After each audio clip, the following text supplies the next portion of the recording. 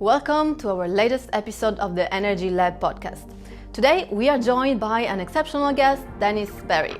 Dennis is a successful entrepreneur, motivational speaker, a fantastic mentor, business savvy, high energy soul, and also a great person to work with.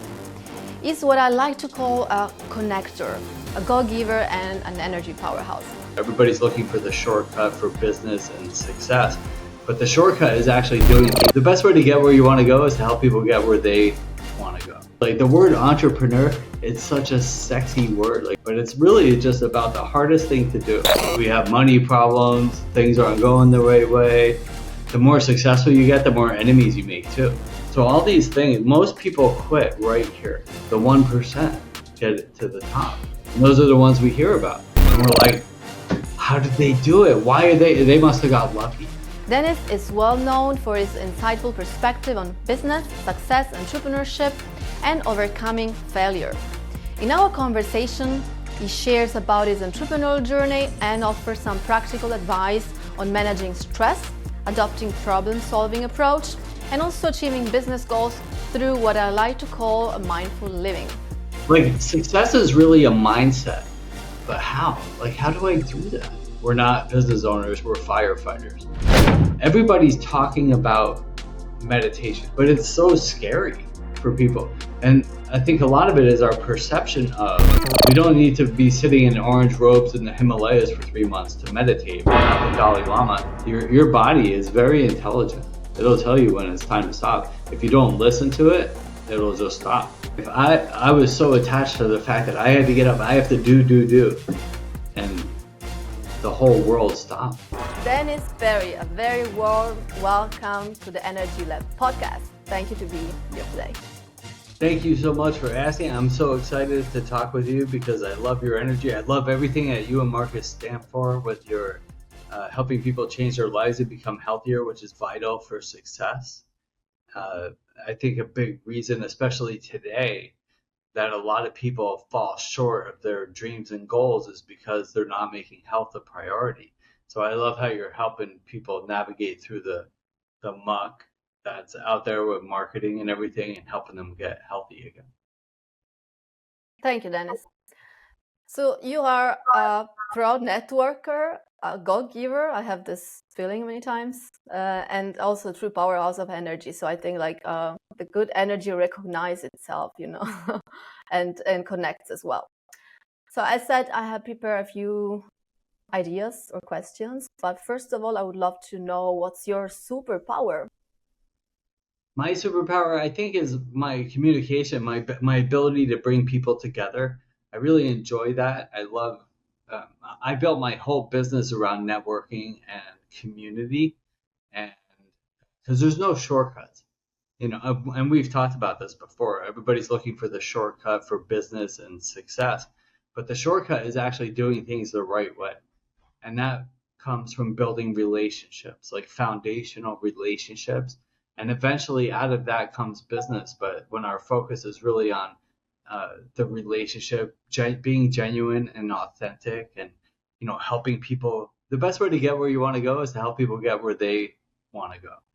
And I make that a focal point of my life. That's what I talk about, or just said before, go-giver. It's the impression I have had for you from the first moment. It's, I think, kind of summary than what you just said. Helping people to get there, it's always the best, and you're doing that brilliantly. And I would love to know a bit more about your entrepreneurial journey as well. You have a lot of expertise, knowledge you're sharing. You're putting people together. So tell me a bit about your beginning, your start journey on entrepreneurship. Yeah, I mean, that could be a whole episode in itself. But I'll keep it brief. What happened was, 25 years ago, I had my first adult job. I used to be a chef many years ago, 30 years ago, and my first adult job in the business world was sales for Cisco food service, and I was working my butt off. I worked a lot of hours, but I learned a lot about sales and business, a lot of things I didn't really understand. But I was outside. I would sell food to restaurants because I was a chef. That was my background. And I was working 60 or more hours a week trying and out in the heat, going in the back door, trying to talk to chefs and owners of restaurants that didn't want us in there. And I was working my ass off, and I would go back to the office, and I realized I was looking at my bosses who had these cushy offices with these pictures of beaches and fishing on their walls, and I was like, there's something wrong here. I'm out working my ass off, making like, I think at the time maybe like 80 grand a year, and my bosses were working like 30 hours a week and making like 200 grand a year. And Cisco was this $30 billion company, and I was like, something's off here. I was like, I want an opportunity to make a bigger piece of the pie. So really, it was, I worked there for a few years, but um, right after that is when my entrepreneurial journey began, because I knew that in order to get where I wanted to go, like with security and financially and in my life, that I was going to need to do something different. And that's when it began. And it's been a long, wild journey since. I've had two very successful businesses, but along the way, I've also had a bunch that failed. And I had a candle making company. I was a personal trainer. I had a catering company, which actually did well. I was a rare coin and precious metals dealer, which was my real big successful company, and I did really well there. And along the way, there were lots of different uh, shapes and sizes that my businesses took and got me to where I am today. But it wasn't a straight line for sure. There was a lot of bumps and bruises and wiggles and squiggles and everything that got me to where I am. But all of those setbacks, mistakes, failures brought me to where I am, because we need those. It's not always pleasant when it happens, but it always ends up working out for our benefit. And that's where I am today. And also very diverse. I mean, you had from different industry, different fields, like a multi-interest, multi skills, multi-business. I think this really makes as well our brain work differently in the way we think from different perspectives. So you also find probably solutions that someone specializing only in one thing doesn't come up with, which is very useful for entrepreneurship, right? It's not only useful, but it's a requirement. Mm-hmm. And I want people to understand that. And there are no shortcuts, like I said earlier. The shortcut is doing things the right way, and the right way brings us on so many different paths. Like, we think the way it works, we're here, and we think that, and we really need to get to level 100. When we start at 1, we need to get to level 100, based on whatever your goals and dreams are. Then right around level 5, it gets really hard. We have money problems, things aren't going the right way, sales is low, if people quit or leave or screw us over, or whatever happens. The more successful you get, the more enemies you make too. So all these things, most people quit right here because it's hard. Some people get to level 10 or 20, but very few make it to level 50, halfway, because at that point, it's like, things aren't going well, I need to get a job, and they quit. So very few, the 1%, get it to the top. And those are the ones we hear about. And we're like, how did they do it? Why are they must have got lucky or something like that. But no, they just didn't quit. That's the thing. It's like you have to constantly adapt to new ways of thinking. Like, when I always start with my clients, we always start with a plan. We have to have a business plan and a vision plan. There's 2 plans that we do. One is our business plan for our business, and one is our business plan for our life. We need to know, what are our goals and dreams? What are we doing this for? What's our why? And the thing is this, though, we have to write those plans, and we have to spend time doing them, but they rarely, if ever, go as planned. But we need to have a starting point, and then we need to be adaptable, because it's always going to change along the way. And the ones who are successful, They embrace that change and they find a way through the failures, the setbacks, the mistakes, the lack of money, the problems in our lives. And then they're the ones that we see. But they're not always necessarily smarter or better than the rest of us. They just didn't quit. That's what it takes. Yeah, and it's not something fancy that you can say because it's you know, cool and whatever. It's really like the maybe the only biggest secret. If it's a secret, it's not a secret. It's a reality if you make it reality. Otherwise, it's just you know, the wishfulness behind things, and then the first, the second, or the third roadblock, then you'll find alternatives or a job, as you said. So yeah, Yeah, and that's I will say, the of like, it. success is really a mindset. Mm. Success happens here. You know, when we wake up in the morning, you know, our brain is designed to protect us. That's why we have fear or whatever it is that is holding us back. This fear and stress. We need to have fear and stress. They protect us and teach us new ways to continue living, right? Fear and stress. But the problem is when we wake up, that fear and that stress, it can be overwhelming.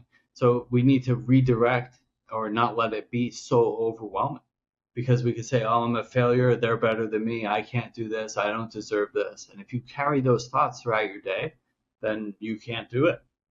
You can't do it. You're going to fail because you told yourself. You said, I can't do it. I'm going to fail. I'm not worthy. They're better than me. And if you, those become your truths. So if you wake up in the morning, and it's a daily discipline too. If you wake up in the morning Mhm. and your brain is going, I can't do this. I'm a failure. This didn't go well yesterday. I'm running out of money. I'm going to, all these things. And you carry those thoughts throughout the day, they become your reality. So the people that manage their uh, mindset are the ones that manage their business the best because we could redirect that thinking because all that thinking is it's just all those fears and stresses, they're just thoughts. They're not even real. Like, so if we could say, all right, if we can redirect that thinking with exercise, writing, reading, drinking lots of water, staying hydrated, eating well, don't eat sugar, stop eating processed stuff, all the stuff that you teach, that helps us manage our mindset. And then we can wake up, spend a little time redirecting our thinking, and then we can work on things that are going to help us build our dreams. But if we don't redirect that thinking, we'll stay stuck. And then we end up eating crap, working on things that aren't going to move the needle forward, and eventually we quit. We create the system, right? Exactly what you just said. It's about creating a system that supports us with the mind, through mind, body, everything is connected. And this links to something that I was thinking about asking you the other day, because you posted something that I wrote down. I wanted to quote it quite exactly as you said. You wrote, "It isn't stress that makes us fail. It is our response to stress that will determine our level of success." So the question is, how did you come to the realization, or how did you arrive to that moment where you really think like, okay, that's the response? Was something in your life, was something in the business? It's just you? Tell me about this and how you manage stress as well, because you do so many things and you are constantly on and constantly in quick mode. So how do you do that? What's your method or system? Yeah, and that's emotional intelligence. That's what that is. It's not, and it's the same thing I was just talking about. It's not even. It, I went through a heartache a few years ago, and I was talking to my brother, who's one of my mentors, and he's very wise, and he was saying these things like, uh, just do this, and when you're hurt, whether it's heartache or loss or whatever it is, when you're really hurting, and people say these little things that seem so easy to them because it's not them suffering at the time, you're like, but how? Like, how do I do that? And the truth is that most people, and by most people I mean most people, whatever 90 whatever percent, we're looking for the magic pill. And we're looking for the magic solution to whatever our problem is that seems so difficult at the time. And nowadays they make it Xanax. right? So most of the world's walking around numb because they don't want to get through the problem of the day. But the thing is this, is that there's no real magic pill. There's no real magic solution. We all have struggles, problems, or disasters that we're going through, whether it's daily or weekly or whatever. But this is the truth right here. It's a daily discipline. There's no magic pill. It's a discipline. It's a decision we make to say, I'm not going to let this stress, fear, or anxiety overwhelm me. I'm going to practice discernment. Discernment is the ability to see what's actually occurring in our lives versus what we perceive is occurring in our lives. Because something happens, we need money, this doesn't go well, a sale falls through, somebody quits, like all these things are happening, which is like the daily entrepreneurship journey. We're not business owners, we're firefighters, right? So the ability to put out the fire is going to make you a success or a failure, right? But we don't have to fail forever. Failure is just like we could fail in the moment and then you just move to the next thing. But it's a daily discipline. It's a decision to say, I'm not going to let that thing stop me because I can see that it's just temporary. It's all just temporary. As long as there's breath, everything is just temporary, right? So that setback, that financial thing, oh, all right, I need a little more money. So go out and find a way to get more money. This person quit. You know how many resources there are to find? Like, we're all expendable, sadly, but the truth is, if somebody quits or leaves and is so integral to the company, there's ways to find a replacement. And you could do it relatively quickly. Within a few hours, you could find a replacement. And the reason I'm bringing these specific instances up is because I've been through them.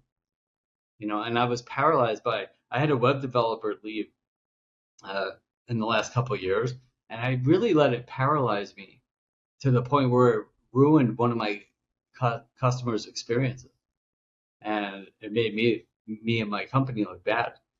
But the truth was, if I was more proactive, I could have just simply replaced him relatively quickly and moved beyond the problem to success. So the sooner we can move beyond the problem, feel it, move through it, and find the solution, the sooner we're going to get to where we need to go.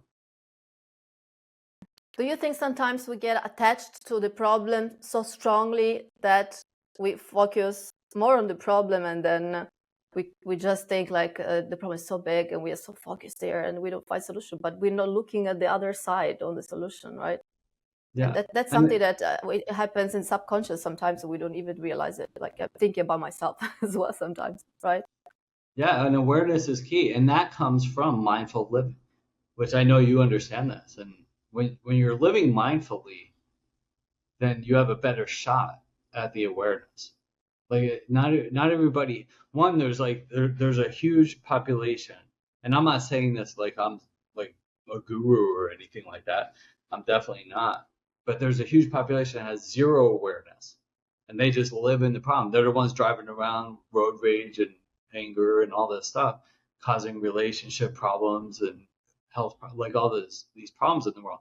And then there's a section of people that have awareness but don't practice mindful living. And then that's like the worst problem, because there's a solution and you're hurting so much, but you're not doing anything about it. When all you have to do, and it's the hardest action for us humans to take, is no action. To sit still and actually observe our thoughts in the moment. It's one of the hardest things to do, is to just sit, especially now because we have our phones and we have a million things that we need to do. But what we need to do is just sit still for a few minutes and let whatever it is like go through us. Just do some simple breathing, for 3 minutes, 3 to 5 minutes. If you just sit still, do some box breathing, hold it, let it out.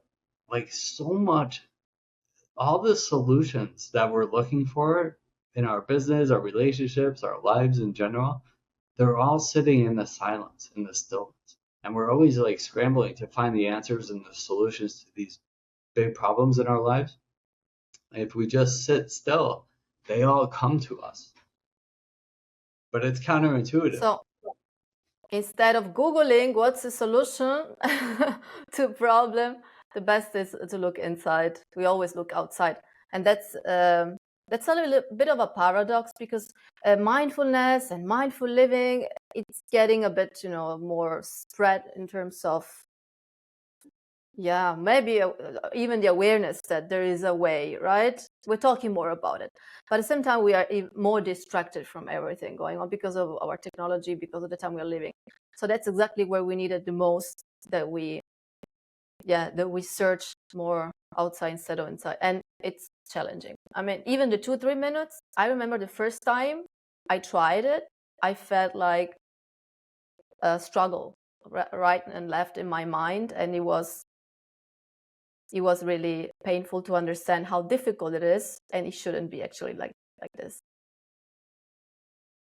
Yeah, and I just did this yesterday with one of my clients. We started the meeting, and I do this sometimes, and I think that we did it in a networking group too.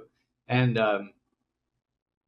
it's to start, like I meditate with my clients, whether they're business clients, addiction, or life coaching clients, whatever it is, which I don't do as much anymore because I do all business stuff now. But yesterday I started with I always do this. It's just a 6-minute meditation, and the reason I do that is because it's 5 box breathing sessions, which takes about 2.5 minutes, and then just sit still for 3 minutes. So I set the timer for 6 minutes. And the reason I do that with my clients is to realize that everybody's talking about meditation.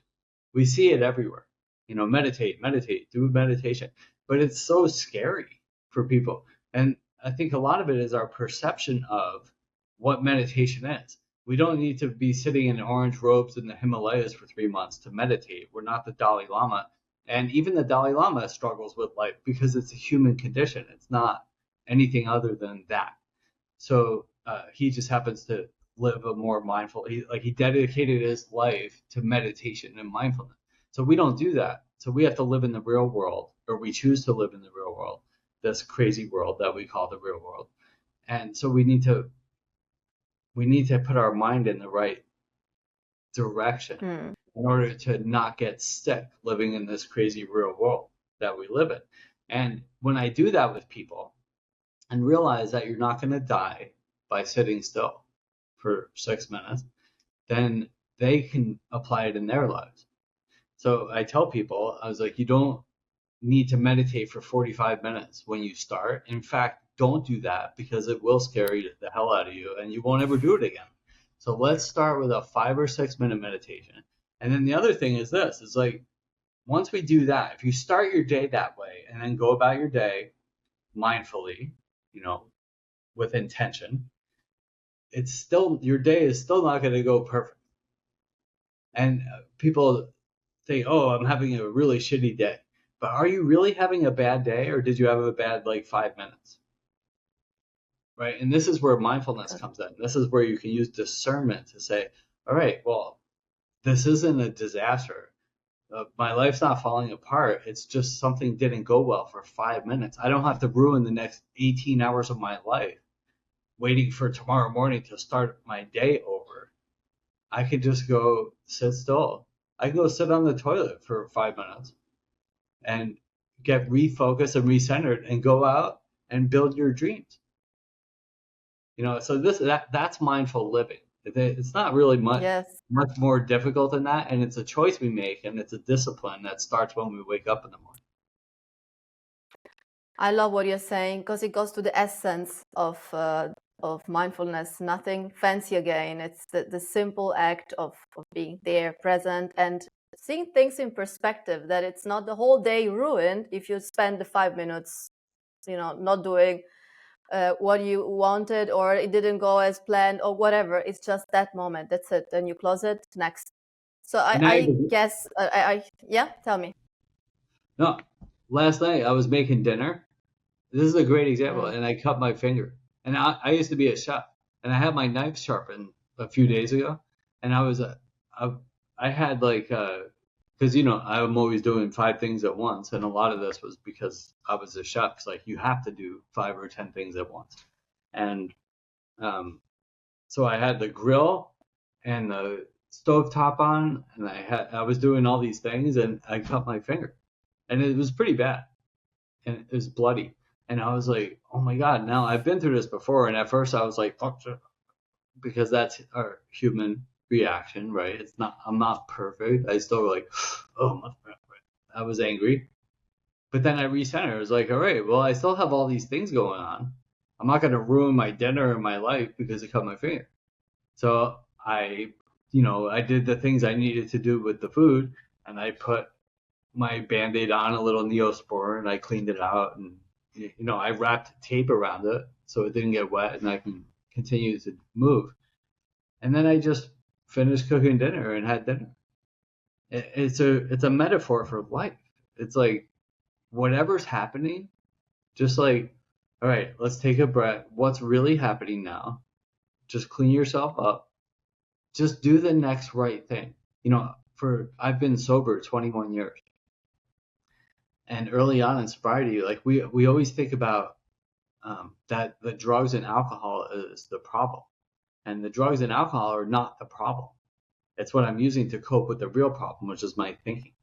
Right? I'm not good at balancing my thinking. So what we need to do is find ways, healthy coping skills, to learn how to Mm. live without the drugs and the alcohol.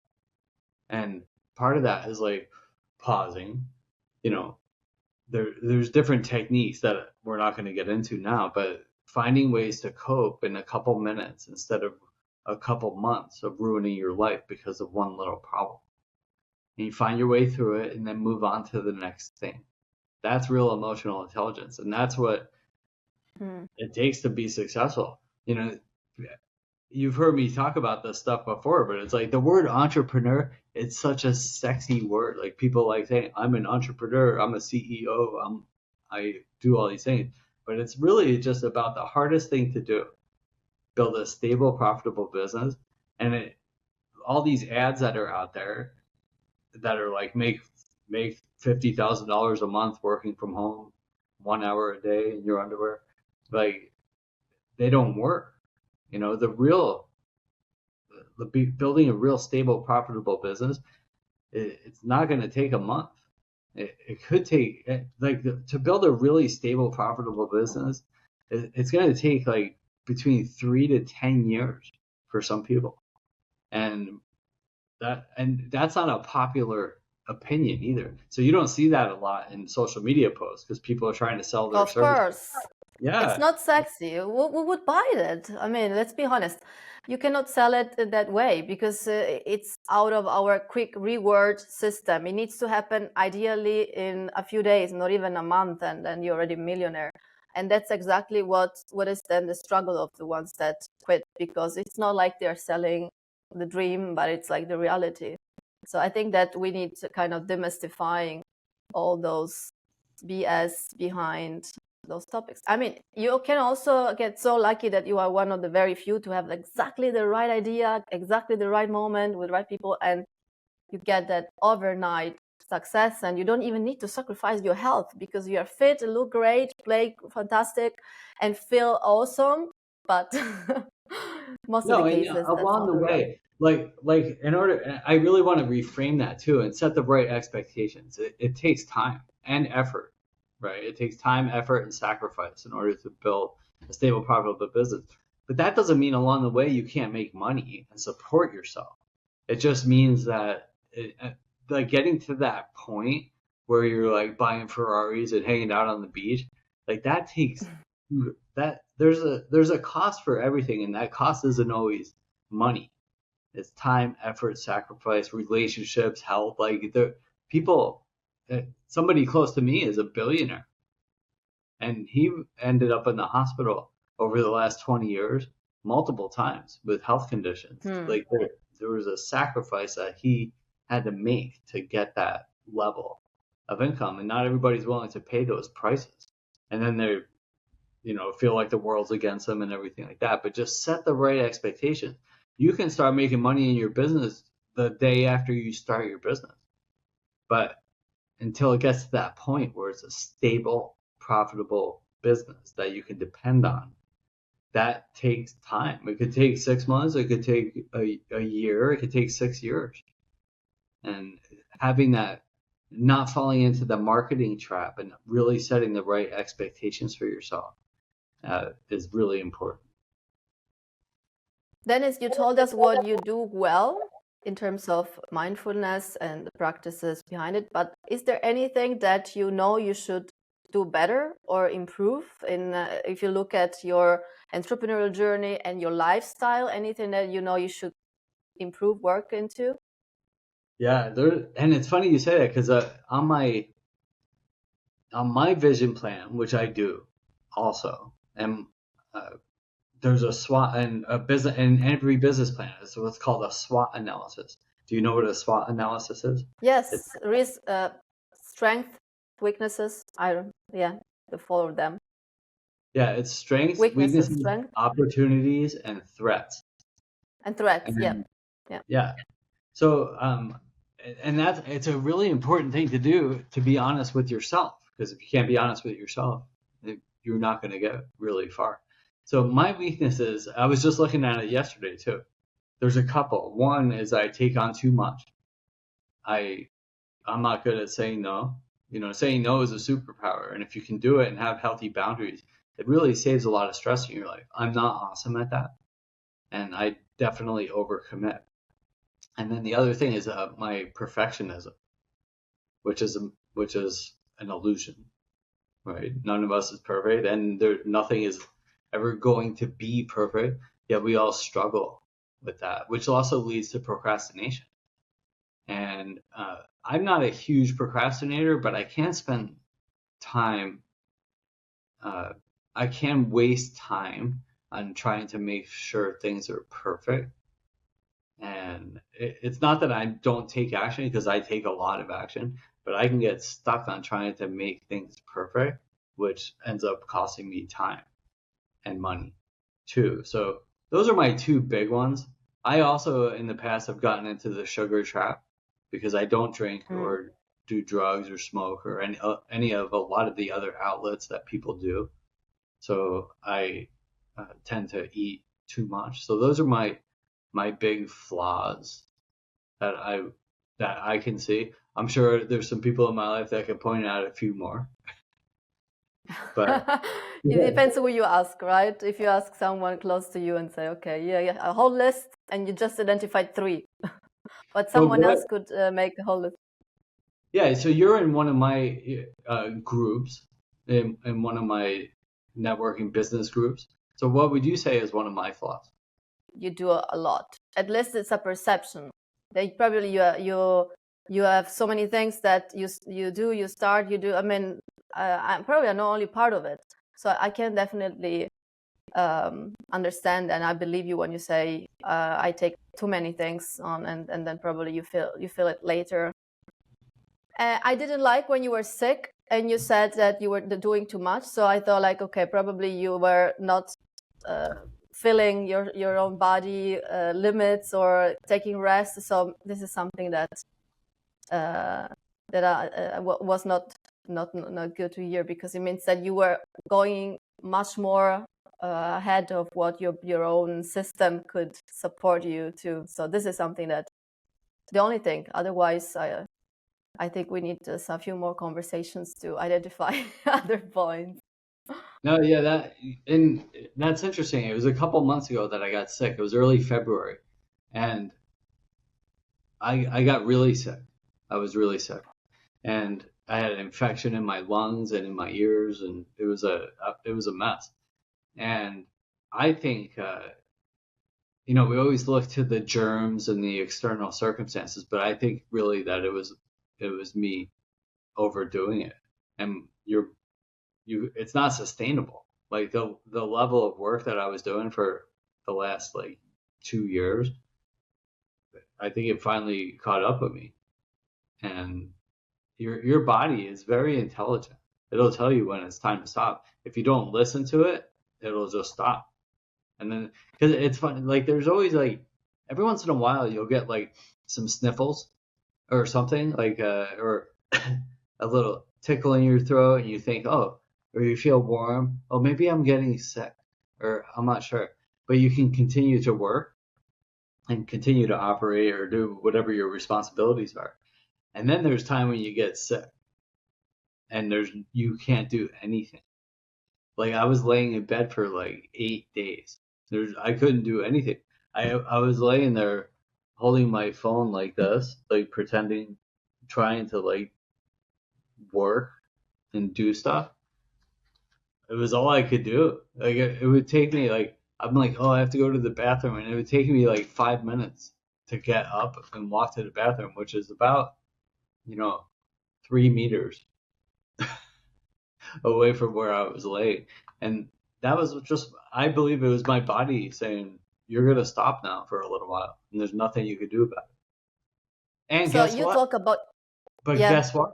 The world didn't end. yeah, That's the important lesson exactly. there. I had to stop, and the world did not end. My business didn't go under. Like everybody on the billion people on LinkedIn, they were still there. Like nothing stopped. Like everything just keeps moving, but we need to stop.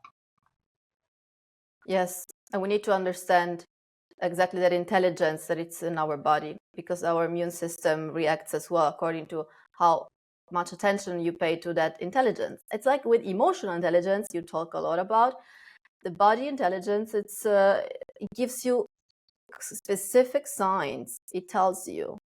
And then if you don't want to listen, then probably tells you twice, 3 times until it tells you, okay, now it's the moment. Like now you are really like in bed for 8 days and you're not going to do anything. You just pretend to do something, but that's not going to work. So did you learn something out of it? Do you think you got some learnings? Are you doing something differently after this awareness, or is that awareness at the level where it's only awareness?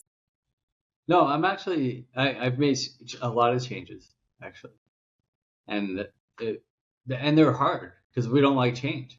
So the changes are hard but the important lesson was what I just said. It was like I was pretty much paralyzed for 8 days, and the world didn't end. So think about that. If I was so attached to the fact that I had to get up, I have to do, and I had to stop for 8 days and nothing happened. So if we could stop for 8 days and nothing happened, we can stop for 5 minutes in the morning and sit still, or even an hour. Like I live 2 blocks from the Caribbean Sea, like the beach, and like I need to go put my feet in the sand and go for a swim. Yep, I'm like work, and I forget what's really important. You know, my post today about my mom almost died last month, literally. Like I thought that was it. I had a talk with her the night before I flew out, and I thought it was my last talk with my mom, and the whole world stopped.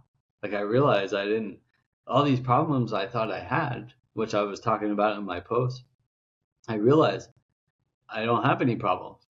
My only problem is that I might not ever see my mom again. That's my problem in that moment.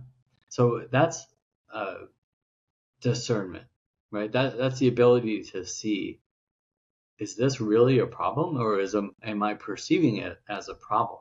And most of the time, and by most of the time, I mean most of the time, 99% of the time, it's not a problem. There's always a solution.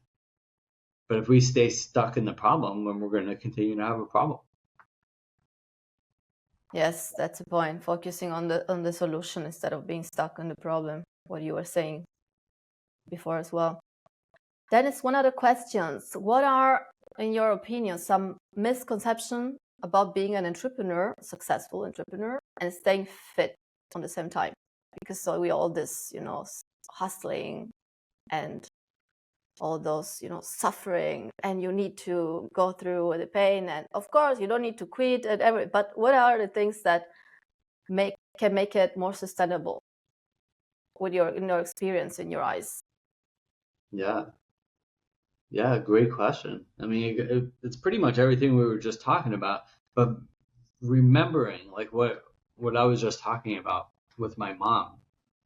It's like there's really only two main priorities in our lives. In our quest, I say in our quest for money and power, let's not forget what's truly important in our lives, and it's not money or power. What's truly important in our lives is our health and our relationships. Those are the two really, those, everything else in our lives comes under money, comes under health and relationships. If we don't have our health, we don't have anything, really. You know, our health really needs to be number one. And without our health, we don't even have our relationships, or they struggle. They can really struggle. So I say, you know, when we're healthy, then we don't have any real problems until you have a health problem. That's the truth. You know, as long as you're healthy, you can start a business, you can write a book, you can travel, you can find new love if you're heartbroken. Like you could do anything you want. The world's an abundant place, and we're entitled to that abundance if we move towards it and work towards it and go get it. We can get it. We all can. Every single one of us. We all have different circumstances, but we could still go get it if we're healthy. But once we have a health problem, now we have a real problem. You know, now it's like, oh, we have to tend to our health problem. We can't necessarily go and travel. We can't go out and get a new job or do whatever it is we want to do to make more money. So our health really needs to be a priority in our life. And there's ways to do that. I'll share one of my LinkedIn things. You know, those who are watching this who know me on LinkedIn, I'm very active on LinkedIn. And I used to sit there for like a few hours a day typing or even sitting on my phone. And I realized that I can walk and do my LinkedIn at the same time. So let's say this morning I was walking on the roof. So I go up to the roof of uh, the building where I live and I walk instead of just sitting stationary and typing and engaging and doing the work that I need to do on LinkedIn, answering emails, doing all these things. I do it while I'm exercising. And I'll stop. There's a pull up bar. I'll do like, you know, 20 or 30 pull ups. I'll do some push ups. There's dumbbells. And I walk while I'm working. And I got in this morning 7,600 steps this morning. Cool. That's Instead of cool. just laying there on the couch or in Mm. bed, like doing this work that I need to do, I incorporate it in my life. So that's just one example of how you can incorporate health and fitness into your life. I also I don't eat sugar. You know, those are all things that if you're going to overeat, eat too many vegetables and or some lean protein. And if you're doing that, but don't overeat. You know, find other ways. Do 20 squats. Go brush your teeth. Like there's ways to not eat crap and keep yourself healthy so you can continue to go after your dreams and goals in your life. As long as you can, right? It's about making it sustainable, and it's not a matter of we think about sustainable always, you know, outside environment, but it starts from us. Everything starts from our intention to have a sustainable life for us, for whoever is close to us, and then eventually as well for the environment. Because if you are healthy and make healthy decisions, those healthy decisions will also impact your environment, and it Yeah. will spread as well bigger in the environment, in a bigger environment. So we always start from ourselves. Usually I ask my guests, where can people connect with you? I mean, here I know the answer because you are doing great and sharing a lot of wonderful information, wisdom, inspiration, and much more in LinkedIn. But yeah, if there are any other ways that people can connect with you, or if you have any specific wishes that I can as well link in the comments of this chat, you tell me, or you tell us. Yeah, the best way, well, LinkedIn, yeah, is where I spend most of my time, but then also on dennisberry.com. You can contact me there. And then now I'm starting, which I am going to talk about this, because you're in one of my networking groups that I have, but I'm building another group on school.com, SKOOL, and it's an amazing community.